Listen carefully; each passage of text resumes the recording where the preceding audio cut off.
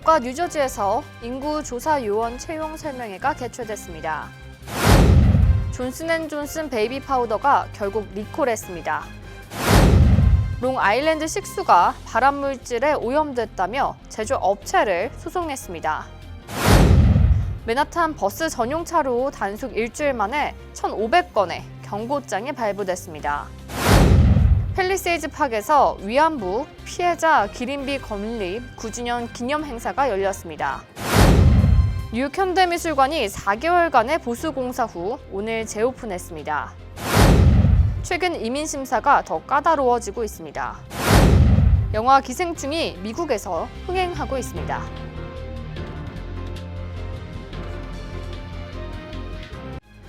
학자금, 결혼자금, 노후자금 준비. 뉴 밀레니엄 뱅크가 알뜰한 적금 상품을 준비했습니다. 3년 만기 적금 연이율 무려 2.65%, 무려 2.65%. 뉴 밀레니엄 뱅크와 함께 미래를 준비하세요. FDIC member and equal housing lender.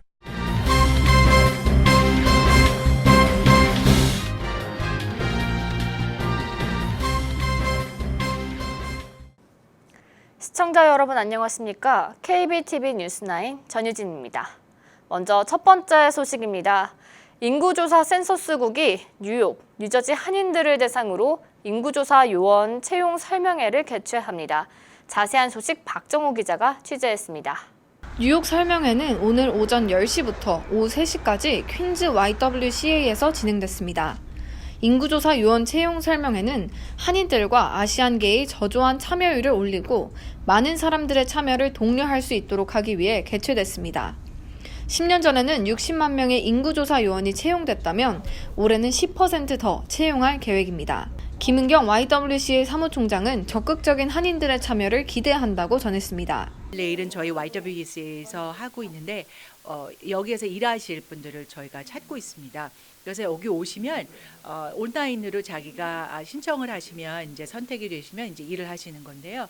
이것이 저희가 그 센서스의 카운트를 대기 위해서 여러 가지 잡을 주시겠지만 그래도 한국인들은 한국말을 하시는 분들이 가시는 게 제일 좋잖아요.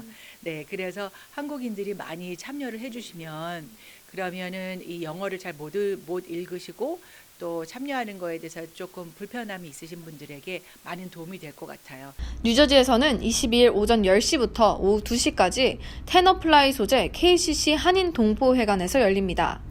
24일에는 오전 11시부터 오후 4시까지 팰리세이즈 팍 소재 뉴저지 한인회관에서 진행됩니다. 센서스 조사 요원은 시간당 25불에서 27.5불의 시급을 받고 근무 시간 조절, 무료 트레이닝의 기회가 주어집니다. 조사 요원은 18세 이상 미 시민권자면 누구나 지원 가능합니다.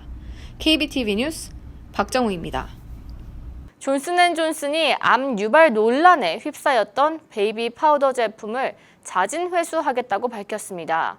존슨앤존슨은 발암물질인 성면 검출로 인해 10,000건 이상의 소송에 휘말렸습니다. 성면은 1급 발암물질로 폐암, 악성 중피종, 성면폐 등 호흡기 질환을 유발합니다. 지난해 7월 미주리주에서는 이 업체에 베이비 파우더 제품을 쓰다 난소암에 걸렸다고 주장한 피해자 22명이 46억 9천만 달러의 배상을 받았습니다. 이러한 논란에도 자사 제품이 안전하다고 주장해 왔는데 자발적 리콜 조치를 발표하면서 파장이 클 것으로 보입니다. 존슨앤존슨은 미국에서 생산, 판매된 33,000여 개의 베이비 파우더 제품에서 성면 성분이 검출돼 리콜을 실시한다고 밝혔습니다. 이에 따라 연방식품의약청이 샘플 검사에서 사용한 제품 33,000여 개가 리콜됩니다. 해당 제품을 구매한 사용자는 회사 측에 연락해 환불을 받을 수 있습니다. 롱아일랜드 26개 타운들이 식수가 발암물질에 오염됐다며 소송을 제기했습니다. 햄스테드 타운 등 26개 타운은 맨하탄 연방법원에 다우케미컬, 페로 코퍼레이션, 벌칸 머테리얼 코퍼레이션 등 3개 제조업체를 대상으로 소송을 제기했습니다. 타운들은 생산 과정에서 제조업체들이 발암물질인 일사다이옥산을 제대로 관리하지 않아 지역 토양과 수질을 오염시켰다고 주장하고 있습니다. 햄스테드 타운의 경우 전체 식수 탱크 28개 중 16개가 발암물질에 오염된 것으로 보입니다. 조셉 데이븐 포트 타운장은 세계 제조업체들은 제조 과정에서 일사다이옥산이 검출되고 있다는 사실을 충분히 인지하고 있음에도 피해 방안을 마련하지 않았다고 발언했습니다. 이에 대해 다우케미컬은 일사다이옥산이 인체에 유해하다는 어떠한 연구 결과도 제시되지 않았기 때문에 이번 소송은 실효성이 없다는 입장을 내놓았습니다. 맨하탄에서 버스 전용차로 위반 차량에 대한 단속 시행 일주일 만에 1,500여 장의 경고장이 발부됐습니다. 7일부터 맨하탄 1 애비뉴와 2 애비뉴로 오가는 M15 버스에 감시 카메라를 설치하고 전용차로 위반 차량을 단속했습니다. 아직은 경고장만 발부하고 12월 6일부터는 범칙금 티켓을 발부할 것으로 보입니다. 버스 전용차로 위반은 첫 번째 적발 시 $50의 벌금이 부과됩니다. 두 번째부터는 $50씩 벌금이 추가될 것으로 보입니다. 벌금으로는 최대 $250까지 벌금을 물을 수 있습니다. 버스 전용차로에 5분 이상 불법 주정차할 경우 벌금이 부과됩니다. 단 버스 전용차로에서 우회전이나 좌회전 등이 허용된 구간에서는 범칙금이 부과되지 않을 것으로 보입니다. 오늘 팰리세이즈파크 공립도서관에서 위안부 기념비 건립 9주년 기념 행사가 열렸습니다. 현장에 박정훈 기자가 다녀왔습니다. 위안부 기념비는 연방의회에서 위안부 결의안이 통과된 후 자체적으로 어떻게 활동할 수 있을까 하는 사람들의 고민 끝에 세워졌습니다. 2010년 10월 23일 세워진 이 기념비는 세계 최초의 기림비입니다. 크리스정 펠팍 시장은 위안부는 한국과 일본의 정부 차원의 문제가 아니라 인권과 여성 평등의 중대한 사안이라고 강조했습니다. 또한 역사를 잊어선 안 된다며 펠팍의 기념비가 있는 건 굉장히 자랑스러운 일이라고 밝혔습니다. 앞으로 이런 역사가 다시 반복되지 않도록 이런 기념비를 통해서 historical fact를 알고 또 history를 알면 이런 일이 방지되고 다시 일어나지 않을 거라고 생각이 됩니다. 김동찬 시민참여센터 대표도 위안부 기념비 건립 행사에서 소감을 전했습니다. 일단은 세계 최초로 세워진 기림비이고 그 기림비가 조그마한 기림비가 이 펠리세이즈파크 타운에 섰지만 전 세계적인 영향을 미쳤죠. 그래서 곳곳에 이제 이런 기림비가 세워지고 또 그 이후에는 소녀상이 세워지고 해서 전 세계적으로 이제 이런 바람이 불었습니다. 내년이면 위안부 기념비 건립 10주년이 됩니다. 10주년을 맞아 펠팍 정부 차원에서 새로운 행사를 구상 중에 있습니다. 크리스정 시장은 기념비 옆에 벤치 대신 의자 2개를 놔 소녀상의 상징적인 의미를 전하겠다고 밝혔습니다. 또한 비교적 눈에 띄지 않는다는 문제점을 고칠 수 있도록 주변에 세계 2차 대전과 위안부의 역사적인 사실을 적어놓아 오고 가며 사람들이 역사를 자각할 수 있도록 할 계획입니다. 펠팍 커뮤니티와 정부가 힘을 합쳐 위안부의 역사적 의미를 전할 수 있을지 귀추가 주목됩니다. KBTV 뉴스 박정우입니다. 뉴욕 현대미술관이 오늘 재개관했습니다. 양준하 기자가 보도합니다. 뉴욕 현대미술관은 지난 6월부터 4억 5천만 달러를 들여 4개월 동안 미술관 확장 및 보수 공사를 진행해 왔습니다. 공사 결과 총 4만 스퀘어피트가 확장되면서 전시 공간이 기존보다 30% 정도 더 넓어졌습니다. 뉴욕 현대미술관은 1929년 근대 예술을 미국에 보급할 목적으로 설립됐습니다. 미술관에는 1880년대부터 현재에 이르기까지 15만 점이 넘는 소장품이 있습니다. 대표적인 소장품인 빈센트 반 고흐의 별이 빛나는 밤, 파블로 피카소의 아비뇽의 처녀들은 그대로 전시될 것으로 보입니다. 그리고 현대미술의 거장인 앤디 워홀과 로이 리텐슈타인, 잭슨 폴락, 제스퍼 잔스의 작품들도 전시될 예정입니다. KBTV 뉴스 양준하입니다. 트럼프 행정부의 이민 심사가 갈수록 까다로워지고 있는 것으로 나타났습니다. 자세한 내용 양준하 기자가 전해드립니다. 연방이민서비스국이 발표한 보고서에 따르면 연방이민세관단속국은 이민 신청자 등 각종 이민 관련 서류 제출자들에 대한 신원조사를 1,650만 차례나 실시한 것으로 알려졌습니다. 이 중 이민 사기 및 잠재적 국가안보 위협 의심자인 12만 4천여 명을 따로 출연해 2차 조사도 진행한 것으로 알려졌습니다.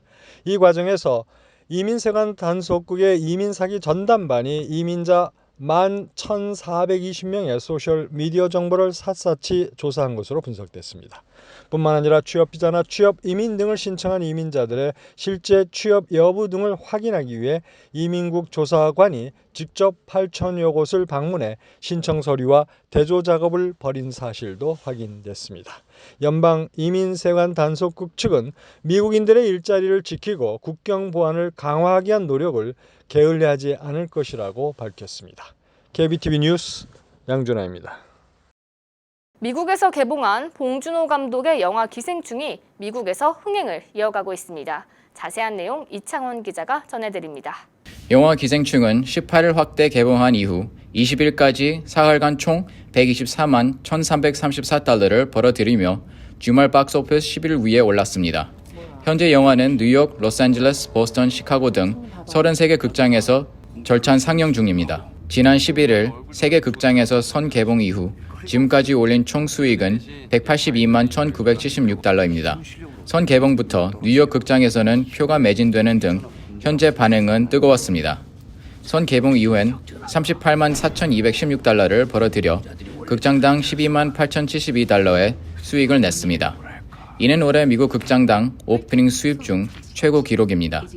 지난 18일 개봉해 박스오피스 1위를 차지한 멜레피센트2는 극장당 수입이 9,499달러였습니다. 기생충의 미국 배급사는 일부 극장에서 선보인 후 개봉관을 늘려가는 플랫폼 릴리즈 방식을 택했습니다. 흥행 성적이 좋아 상영관을 더 늘어날 것으로 전망됩니다.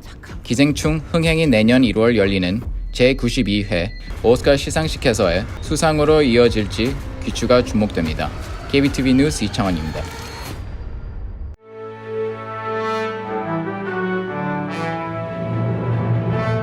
사건 사고입니다. 러커스 대학교 리빙스턴 캠퍼스에서 지난 일요일 오전 7시 40분경 잠을 자고 있던 여학생이 성폭행을 당한 사건이 발생했습니다.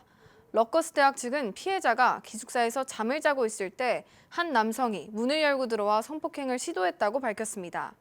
피해 학생이 잠에서 깼을 때 그 남성은 곧바로 방을 뛰쳐나와 도망갔습니다. 용의자는 20대의 히스패닉, 인도계 남성으로 추정됩니다. 경찰은 용의자를 추적 중에 있습니다. 할렘가의 아파트에서 총격으로 3명이 숨졌습니다. 범인은 살해 후 사건을 은폐하기 위해 방화를 저질렀습니다. 뉴욕시경은 사건 용의자가 피해자 2명과 이웃이라고 밝혔습니다. 용의자는 78살의 피해자와 말다툼을 벌이다 총격을 가하고 위층으로 올라가 62살의 여성을 살해했습니다. 경찰은 용의자를 추적 중에 있습니다. 워싱턴주 리누드에 거주하는 60대 한인 여성이 실종된 지 한 달이 넘어 경찰이 수사에 나섰습니다. 9월 2일 당시 김윤숙 씨는 택시를 타고 시택공항으로 가던 길이었습니다. 가족은 행방불명된 지 16일 만에 실종 신고를 했습니다. 실종 당시 그는 아디다스 배낭을 메고 청색 짐가방을 소지하고 있었다고 전했습니다. 경찰은 김 씨의 소재를 아는 주민은 리누드 경찰 또는 워싱턴주 순찰대 실종자 전담반에 연락해달라고 당부했습니다. 뉴욕 한인 간호협회가 2019년 간호학 전공 장학생을 모집합니다. 모집 대상은 간호대학 재학생으로 2019년에서 2020학년도 졸업 예정자고 GPA는 3 이상으로 학비 보조가 필요한 학생입니다. 5명에게 $1,000씩 지급할 예정입니다. 장학금 신청에 필요한 서류는 신청서와 지역사회 봉사활동 기록과 추천서, 에세이입니다. 트럼프 행정부 취임 이후 전문직 취업비자 신청 기각률이 급증하고 있습니다. 항소를 통해 번복되는 비율도 사상 최고치를 기록한 것으로 나타났습니다. H-1B 비자 기각 번복률은 2014년에서 2017년은 3%였으나 2018년에는 15%로 급증했습니다. 트럼프 대통령이 취임 직후 발표한 미국산 구매, 미국인 고용 행정 명령에 따라 비자 심사가 한층 강화된 것으로 보입니다. 뉴욕시 페리의 승무원이 무슬림 가족 승객의 승선을 거부했습니다. 이유는 안전상 문제라고 알려졌습니다. 이 사건은 뉴욕시 인권위원회에 접수됐습니다. 9월 21일 히잡을 착용한 2명의 여성 등 3명의 무슬림 여성이 8명의 아이를 데리고 월스트리트에서 브루클린 피어 6로 운행하는 페리에 탑승하려다 승무원으로부터 거절을 당했습니다. 이와 관련해 뉴욕시 경제개발공사는 어떠한 경우에도 인종과 나이, 성별 등에 따라 차별을 할 수 없다며 철저한 조사를 진행하겠다고 밝혔습니다. 제6회 대한민국 문화체험과 독도 알리기 후원의 밤 행사가 24일 금강산 연회장에서 열립니다. 한미문화교류재단 우상길 한국대표는 그동안 독도의 중요성을 알리고 올바른 역사 의식을 심어주기 위해 행사를 매년 개최하고 있다고 전했습니다. 독도 알리기를 위한 지속적인 활동을 펼칠 수 있도록 이번 행사에 많은 참여를 부탁한다고 덧붙였습니다. 이어서 포커스인과 커뮤니티 브리핑이 이어집니다.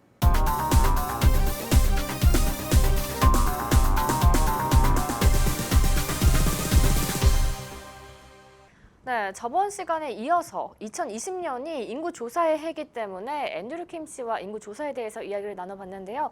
오늘 더 자세하게 이야기를 나눠보도록 하겠습니다. 네, 안녕하세요. 네, 안녕하세요. 네, 오늘도 나와주셨는데요. 네, 그렇다면 인구 조사를 좀 저번 시간에 간략하게 이야기를 좀 나눠봤어요. 더 좀 심화가 있게 이야기를 해볼까 하는데요. 그렇다면 이번에는 인구 조사 대상자에 대해서 좀 궁금해지는 것 같아요.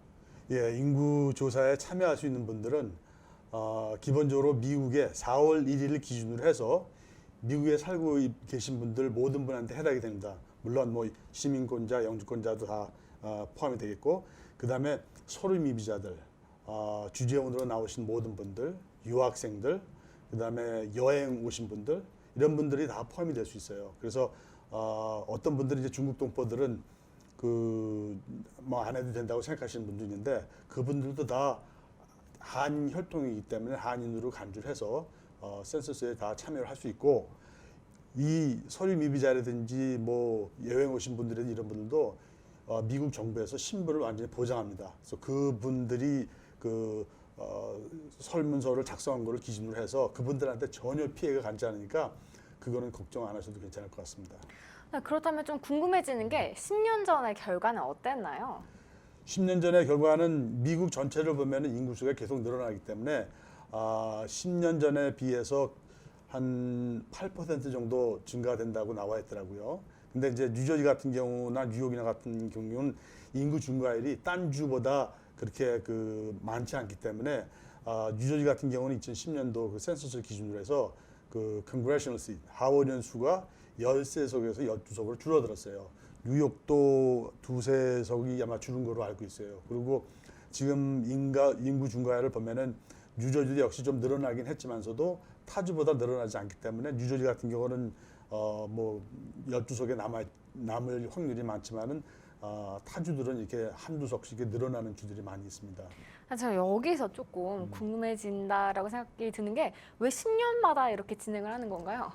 그 인구조사 하는데 비용이 엄청나게 들어갑니다. 엄청난 돈도 많이 들어가고 엄청나게 사람도 많이 써야 되고, 센서스에 참여를 독려하기 위해서 단기 기간 동안에 한 1년, 2년 동안에 하여하는 분들을 갖다가 보면은 뭐 50만 명까지 된다는 얘기했거든요. 그래서 10년마다 한 번 해도 엄청나게 많이 들어가는 비용이 많이 들어가기 때문에 더 자주 한다는 건 아마 정부로서도 힘들겠죠. 예.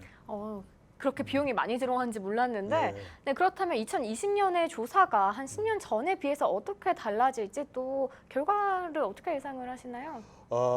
물론 인구 증가는 그렇게 되기 때문에 그다음에 또 예산도 늘어나기 때문에 2020년도에는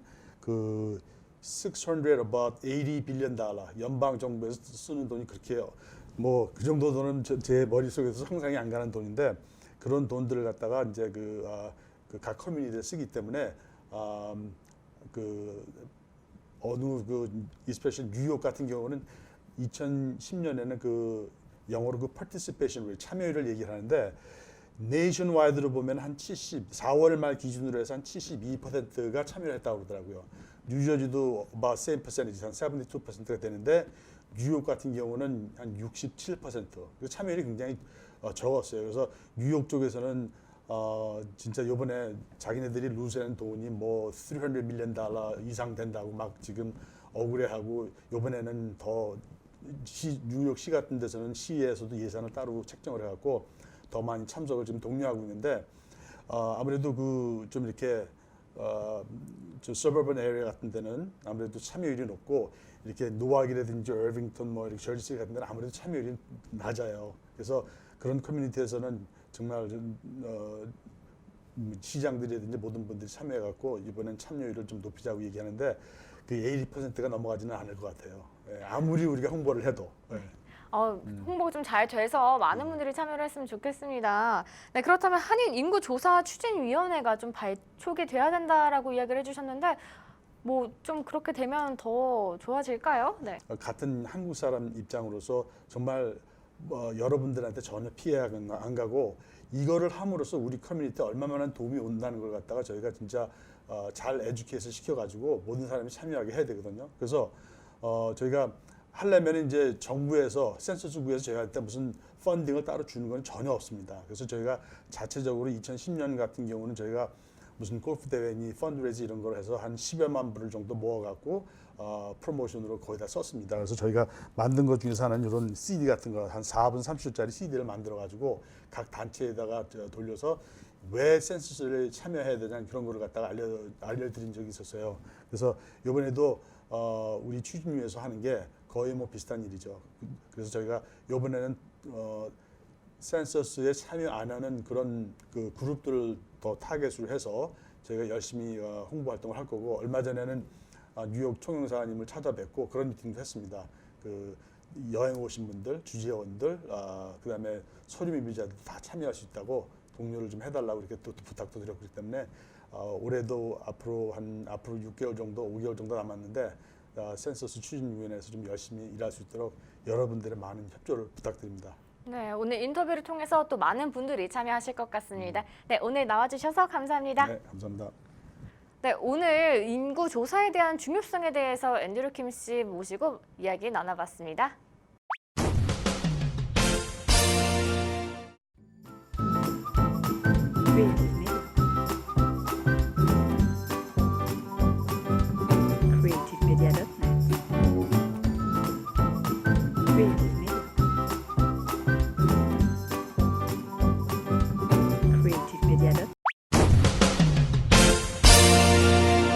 이어서 환율과 증시 전해드립니다.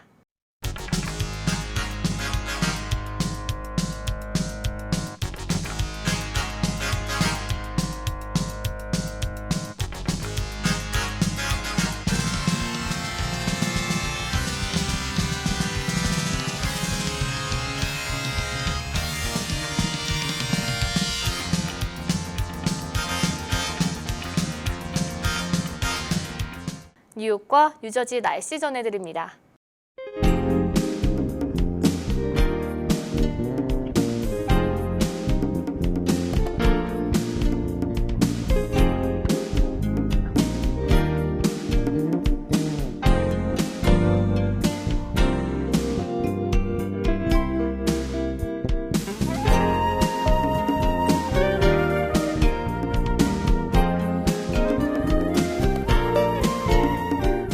오늘도 KBTV 뉴스9을 시청해주신 여러분 고맙습니다. 편안한 저녁 보내시기 바랍니다. 학자금, 결혼자금, 노후자금 준비. 뉴 밀레니엄 뱅크가 알뜰한 적금 상품을 준비했습니다. 3년 만기 적금 연이율 무려 2.65%, 무려 2.65%. 뉴 밀레니엄 뱅크와 함께 미래를 준비하세요. FDIC member and equal housing lender.